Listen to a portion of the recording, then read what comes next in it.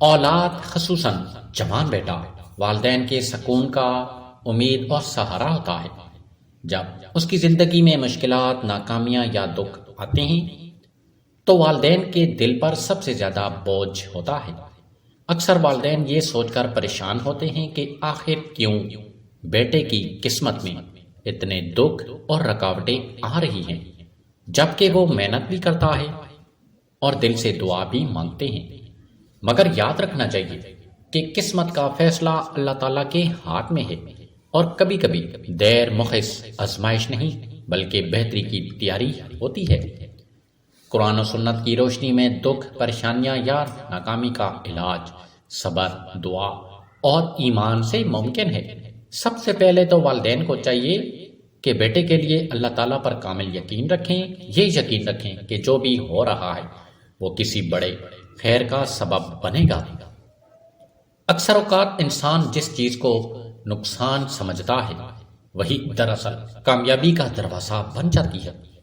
اب جہاں تک قرآن پاک سے روحانی علاج کا تعلق ہے، علماء کرام نے متعدد صورتوں کی تلاوت کو قسمت اور رزق کی بہتری کے لیے مجرب بتایا۔ اگر آپ چاہتے ہیں کہ آپ کے بیٹے کی قسمت روشن ہو، اس کے راستے کھل جائیں اور اللہ تعالیٰ اس کو ایسی کامیابی عطا کرے کہ لوگ حیران رہ جائیں، تو درج ذیل عمل انتہائی مؤثر اور پرسکون ہے۔ عمل کا طریقہ: گھر کے چاروں کونوں میں سورۃ الواقعہ کی تلاوت کی جائے۔ اس سورت کو رزق، برکت اور تقدیر کے کھلنے کی سورت کہا جاتا ہے۔ نبی کریم صلی اللہ علیہ وآلہ وسلم نے فرمایا، جو شخص سورۃ الواقعہ کو ہر رات پڑھتا ہے اسے کبھی فقر و محتاجی نہیں پہنچتی۔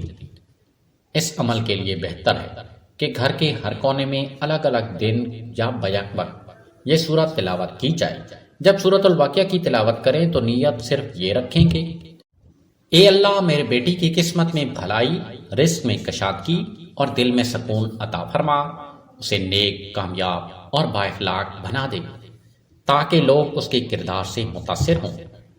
اس کے ساتھ ساتھ روزانہ صبح یا مغرب کے بعد سورۃ الشرح یعنی الم نشرح لک صدرک بھی پڑھیں۔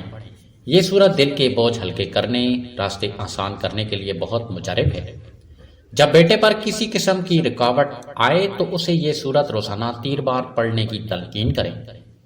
اسی طرح والدین کو چاہیے کہ نماز تہجد میں بیٹے کے لیے خصوصی دعا کریں، خاص طور پر یہ دعا مانگے: اے اللہ، میرے بیٹے کو حلال روزی عطا فرما، اپنے فضل سے اس کے لیے آسانیاں پیدا فرما اور اسے دنیا و آخرت میں کامیاب لوگوں میں شامل فرما۔